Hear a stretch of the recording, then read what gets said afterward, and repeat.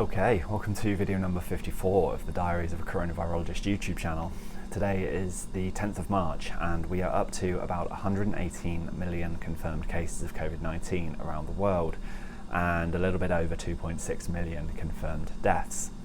So in tonight's video I want to talk a little bit more about the Johnson&Johnson COVID-19 vaccine that was recently approved for use in humans in the United States under an emergency usage agreement. I posted a video about that around 2 weeks ago, and this is very much a follow-on of that video. So if you haven't watched it, it could be beneficial for what I'm going to talk about in today's video. Hopefully this can somewhat stand alone, but that last video has a lot more detail.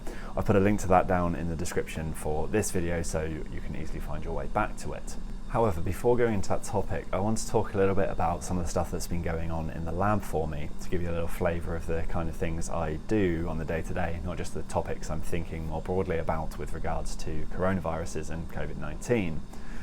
If that's not really your cup of tea, not really what you're here for, and you just want the information on the Johnson&Johnson vaccine, that's totally fine. There's timestamps in the description for this, so you can jump ahead in the video if you would like to.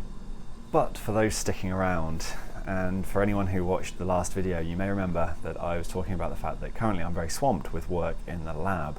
Virus variants are causing a huge increase in workload for us at the minute, because now instead of just using one virus we have to do 3 viruses, and that's going to probably go to 4 soon enough.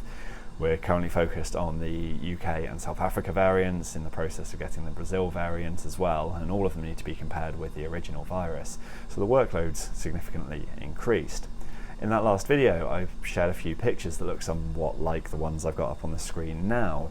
So this is just an example of the bulk of work that's going on, lots of cells to infect with virus. And the main kind of thing we're looking at with regards to these is whether vaccines are still effective against these variant viruses, or if they're escaping the antibodies that are produced by the vaccines. So as I say, I shared pictures much like the ones that were on the screen 2 weeks ago when I was talking about how swamped we are, because I was halfway through an experiment there. Well, that experiment all failed, and that's why I have these new pictures, because I'm doing it all again. I want to talk a little bit about that failure as a way to talk a little bit about some of the science that goes on in labs such as this one, basic research labs, that lead to the kind of conclusions of a virus variant is still inhibited by antibodies from such and such a vaccine, or such and such a vaccine gives a better antibody level after 2 doses than it does after 1. So it's a little way for me to talk about some of the experimental details here in the lab. So as I say, the main focus of what we're doing and trying to do at the minute, the question of the research, is whether antibodies from people who've received certain vaccines are still able to inhibit the variant viruses, so be that the UK variant, B117, or the South Africa variant, B1351. And the approach we're using is known as a plaque reduction neutralization titer assay, a PRNT assay, and I'll probably refer to it as PRNT throughout this, just for ease of my own speech on this topic. So this is just one type of experimental tool, one assay that we can use to assess this question of the level of functional antibody in a sample. So we could do it for something like the question of whether someone who's had COVID has antibodies that can potentially protect them from reinfection, whether they have more antibodies than someone that's never been infected, or we can do it to compare vaccines, so one vaccine might be better than another, or to compare with virus variants. There's a lot of usage for this kind of experiment, but there's also lots of ways to do it. I'm only going to focus on this one because this is the one we're talking about. This assay revolves around the fact that the SARS-2 virus can infect cells and it can kill those cells, and we can use this as a nice readout for how good any kind of protection against the virus's ability to infect a cell is. If a virus can't infect a cell, it can't cause disease in a human, so this is a nice readout from something we can do in the lab to some kind of clinically relevant result in a human. So in this specific case, we're looking at antibodies. Antibodies bind to the SARS-2 virus if they're specific to the spike protein, and they block the ability of that virus to infect a cell. The more antibody there is, the better the level of functional antibody is, the more protection from infection there will be, and therefore we won't get this readout of cells dying versus cells living. So for these kind of experiments, we grow cells in the lab and we grow cells on plastic, and we can grow them in isolated wells. So for example, this is a 96 well plate. So it's a grid of 12 by 8 for 96 of these isolated individual wells. So the cells will stick to those wells, and we put liquid over the top that has all the kind of growth nutrients in order to keep the cells happy and so that they can fill out that well. We can then put virus into that liquid, and that virus will go in and it will infect the cells that are attached at the bottom of the plastic, and those cells will produce millions and millions of more virus particles, and eventually that whole well will become infected and all the cells will eventually die because the virus kills the cells. I have a video that I posted at Christmas talking a lot more about infecting cells in these kind of plates, and if you want to go back and have a little look at that for some more detail, again, that's in the description for this video down below. But ultimately what I'm getting at here is the virus goes into cells, it infects them, and then it comes out of those cells, millions of particles, and they diffuse over the whole well and they kill all the cells. So that's the case in a normal liquid overlay over the cells. However, we could also use a semi-solid liquid or even a solid support. And what that does is it blocks the diffusion of the virus across the whole of the well and keeps it in discrete areas. So the virus that comes out of an infected cell can only infect the cells right near it. Those cells will still die, but the rest of the cells much further away may not become infected because the virus doesn't diffuse as easily. So this forms what's known as a plaque. And that then brings me to the P of PRNT, so plaque reduction neutralization titer. So the P is for plaque, and I also have some examples of plaques. So the stack of plates there are some old influenza plaque assays that I haven't got around to throwing away yet. I might still need to go back to reassess them. They're all safe, there's nothing dangerous. The cells have been stained, they've been fixed, there's nothing at all dangerous about this, but I can't have any SARS-2. So the example I'm going to use is an influenza plaque assay. So here it's a 12 well plate instead of 96, so 4 by 3. And what you can see is when there's lots and lots of virus, those wells are completely blown out. There's no staining. The purple is the cells. They're obviously not live now, but they were when I stained them. So these holes that you can see, that is the measure of virus particles that have gone in and infected those cells. So as I was saying, only the neighbouring cells in a small area can be infected because of that support, solid, in this case solid or a semi-solid support that can go over them, and that forms these discrete areas of infection. And they correlate back to an individual infectious virus particle. So that's a very brief example of what a plaque assay is. So in this experiment that I've been talking about, this was looking at a dilution series of virus going down to a level where I was able to count how much virus. So for example, in this one, there's one virus particle went in there. Up here, there's probably 1, 2, 3, 4, 5, 6, 7, maybe 10 particles. And it was a 10-fold dilution, so that works nicely. 10 down to 1, down to essentially 0. But we could also infect at a known level of virus. So we could go in to infect those cells and have in every single well a certain discrete number of plaques. And this is what we do in a PRNT assay. We infect at a specific level, because that way we can have a different variable, which is, for example, the amount of antibody. So without any antibody, we infect, we get, let's say, 30 plaques. In this kind of dish, that's countable. We get 30 plaques. If we mix that with a sample of antibody that's got a good level of functional antibody, we might bring that level of plaques down to 0. The virus level is consistent, but we've mixed it with antibody. So the antibody is what is reducing the number of plaques. So the R in PRNT, the reduction. We can then dilute that antibody down, and we can start to see at what point it becomes so dilute that the antibody is no longer, the sample is no longer capable of inhibiting the viral infection, and we therefore go back to 30 plaques. So it might go, for example, 0, 0, 0, 0, 2, 4, 5, 15, 20, 30, 30, 30, 30, as we dilute across, let's say, a 12-fold series. We can then compare different samples. So if one sample has very weak antibody, instead of going all the way down to dilution 7 or something like that, it might be at dilution 2. We know how much we dilute the antibody, so then we can make comparisons. For example, antibody 1 that I described, that might be a 1 in 2,000 dilution before we get a return of the plaques from the viral infection. Antibody sample 2 might only be a 200 dilution. So sample 1 is 10 times better in terms of its functional antibody. So we keep the virus level consistent and we can change those different parameters. So the antibody becomes dilute and we can use that to work out how much antibody was in the starting sample. So if there's more antibody at the start, you have to dilute further as long as it's equally functional across. But as well as doing that and looking at different antibody samples, so for example, someone who gets a 1 dose versus 2 doses of a vaccine, you can compare the response after the 1 dose and after the 2, and you'd typically see that they have a better level of antibody on the 2nd dose. But we can also use the same setup to compare virus variants. So we can take lots of antibody serum samples and we can do this PRNT assay, dilute the antibody 12 times, mix it with our known concentration of or known level of infectious virus particles, and we can see if the variant viruses are equally sensitive to the antibody. If they are, the dilution series, so the point at which you lose protection from making plaques, would be the same. If the virus variants are insensitive, instead of going 0.000014, whatever it was I was doing in my numbers, you would see 30, 30, 30, just the whole way across the plate. So I'm using a 12-well example for what I'm talking about because that's how we're doing these.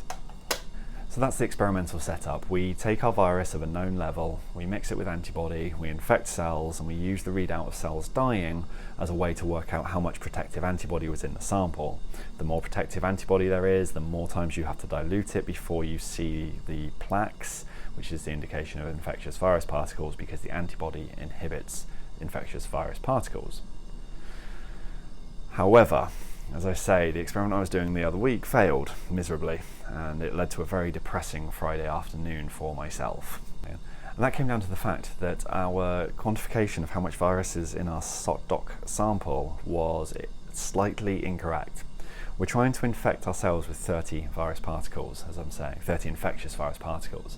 However, our stock is very concentrated. We have something like 1 × 10⁷ infectious particles per mil of liquid, per milliliter of liquid. So that's 1 followed by 7 zeros, 10 billion virus particles in 1 mil of liquid. So in order to get 30, you have to dilute that quite a lot.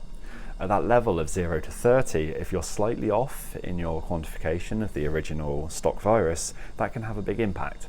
So it turned out that I was the one who did it, I hadn't quantified the virus well enough for our 2 variants, so the whole experiment was a waste of time and effort. But the reason for telling you this is that science teaches us many things. Being a scientist teaches me a lot. Resilience is first and foremost amongst those. A lot of things go wrong as a scientist. I've since worked out what went wrong, where I was wrong in our stock virus, or how to get 30 plaques on the plate. So now I've got that experiment going again, bounce back. Hence those images that I had up on the video earlier, those were taken from yesterday, and by Friday this will all work, fingers crossed. But the other reason to talk about this, beyond just talking about the resilience that science instills in people, is it's a nice way for me to just demonstrate some of the assays that we do in the lab, some of the stuff we do here, and to also give you a little bit more information. So when you hear stories of such and such a vaccine is better after 2 doses, or the 2nd dose does nothing, or the virus variants are still sensitive to a vaccine, this is the kind of thing that's going on in the background that leads to those headlines. Anyway, after sharing that story about the woes of a scientist, that moves me on to the main topic for tonight, which is talking about the Johnson&Johnson vaccine, talking a little bit more about one aspect I kind of glossed over in my last video. So this was brought up by a great question from Greg on the last video, and it made me realise I should actually take a bit of time to talk about the single dosing of the Johnson&Johnson vaccine. So as I've said a couple of times, my last video was focused on the Johnson&Johnson vaccine. I went into detail of what it is in that video. I'm not going to do a full recap of that right now. If you want more detail, please go back to that last video, linked in the description. But for now, I just do want to do a quick recap to bring everyone up to speed. So the Johnson&Johnson vaccine is an adenovirus viral vectored vaccine. So this means scientists who created the vaccine are utilising what a virus does in order to create a vaccine. A virus infects a cell, it hijacks that cell, and it uses that cell to make more protein and to copy its genetic material. That protein, the genetic material, and some fats it steals from the cell go off and make the new virus particles, which can go off and infect new cells and repeat the process. In order to provide a vaccine, we are looking, against SARS-2 specifically, we are looking to provide the spike protein to people. So the spike protein is the bit that sits on the outside of the virus. That's the bit antibodies target. If we dose people with that protein, they will mount antibodies to it, but they won't have the full virus, they'll just have that one protein, so there'll be no damage.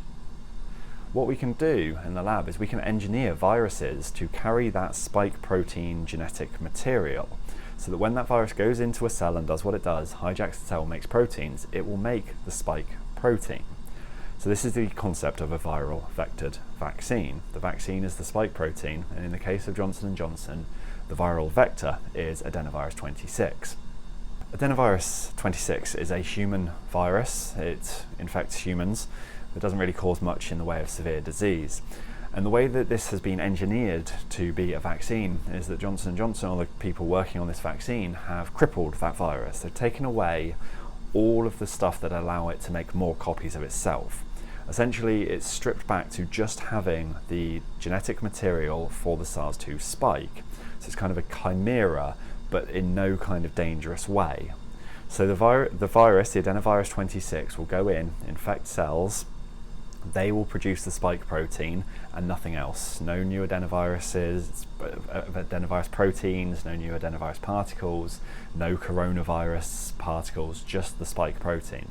That then triggers an immune response in us and provides a vaccine effect. So this whole process is very similar to that of the other approved vaccines that are going into humans in various parts around the world. So Pfizer and Moderna use an mRNA vaccine approach. So DNA makes mRNA, which makes protein. The adenovirus viral vector is DNA that makes mRNA to make the spike protein. So the Pfizer and Moderna just short circuit that a little bit and go straight to the mRNA. The AstraZeneca vaccine that's being used in parts of Europe, that is also an adenovirus-based vaccine, an adenovirus vectored vaccine, that time using a chimpanzee adenovirus instead of the human adenovirus 26, which Johnson&Johnson are using. The final one I just want to say is the Russian vaccine, Sputnik 5 from the Gamaleya Research Institute. That uses the same idea of a viral vectored vaccine, but this time it uses adenovirus 26 and adenovirus 5. So that's a two-shot vaccine with two different adenoviruses. And this brings me onto what I want to talk about the Johnson&Johnson vaccine, which is the fact it's a single-dose vaccine. So this sets it aside from all of the other approved vaccines. It's the only single-dose vaccine that's going into humans. And this is great because it means more people can be vaccinated with it. For the same amount of vaccine production, you can you can vaccinate twice as many people as if you need 2 doses. However, the efficacy number for that vaccine is somewhat lower than that for all of the other approved vaccines. So this vaccine seems to be somewhere between 60 and 70% effective against COVID-19 infections, whereas the others seem to be much more up at the 90-95% level. And this does then beg a good question, which is what Greg asked in the comments to my last video, which is, does that come down to the fact that you only give 1 dose? What if we were to give 2 doses of the Johnson&Johnson vaccine? Would this make it much more effective? Would it then be up at the 90%? Well, possibly, but there is an important consideration and an interesting consideration with regards to this type of vaccine technology. So if you look at the Pfizer and the Moderna vaccine, for example, the first dose of those is probably about 60 to 70% effective. Hasn't really been studied, but some of the numbers that are coming out from places like Israel, which has got very high vaccine coverage using these vaccines, looks like it's probably about 60 to 70% effective, and then you boost it with the second dose up to that 90+% efficacy against preventing COVID-19. So that boosting effect though is reliant on a second production of the spike protein, and this is where there could be an issue for the Johnson&Johnson approach of using adenovirus 26. So even though they've crippled that virus and it can only go in and infect 1 cell, and that's a dead-end infection, it produces the spike protein and nothing else comes out of that cell apart from the spike protein. On the way in, that still is a virus that our immune system still sees. The spike protein on SARS-2 is the source and the target of our antibodies. So we produce antibodies that bind to the spike protein Why that inhibits infection is because the spike protein attaches the virus to cells and it allows it to go into those cells. Adenovirus 26 has a protein that does the same thing, and that is the source for antibodies to be produced as well. So it's possible that when people receive the first dose of the Johnson&Johnson vaccine, as well as producing antibodies to the spike protein of SARS-2, they may also produce antibodies against adenovirus 26. Now that's not going to cause any harm. Producing antibodies is fine. Our bodies are very good at this. But if you then try and give a second dose of adenovirus 26 a few weeks later, we have antibodies that may be functionally protective against that infection. Therefore, the genetic material to produce the SARS-2 spike protein never gets into our cells, and we never get that second dose of the spike protein in order to give that boosting effect. This kind of idea of antibodies inhibiting the vaccine itself, or the viral vectored vaccine, is why somewhere like the Gamaleya Research Institute are looking at doing adenovirus 5 and adenovirus 26. Adenovirus 5 is different enough to adenovirus 26 that antibodies against 26 won't have an impact on adenovirus 5. That way you can actually do a boosting dose. Johnson&Johnson, however, because they only use adenovirus 26, may not have any boosting effect if they were to make their vaccine 2 doses. So it's possible that there is a biological mechanism for why the Johnson&Johnson vaccine should only be given as a single dose. The second may be completely useless. However, that doesn't mean we shouldn't assess that. And indeed, Johnson&Johnson do have phase 3 clinical trials ongoing to see if a 2-dose regimen is effective, if it produces a better response, and whether they should use that, especially in certain populations. So the main idea there is that maybe this is better in the elderly. The elderly are obviously more at risk from COVID-19. They're more likely to develop severe disease, more likely to die, so you want a much higher level of protection in those people. They also have a weakened immune system, so they may not produce good enough antibodies against adenovirus 26 on the first dose, meaning the second dose can still come in, more spike protein can be produced, and they can still get that boosting effect to provide a greater level of protection. But right now, that's still in trials. We don't know if that's the case, and I'm sure we soon will. But for now, Johnson&Johnson is a single-dose vaccine. That has many advantages. More people can be vaccinated.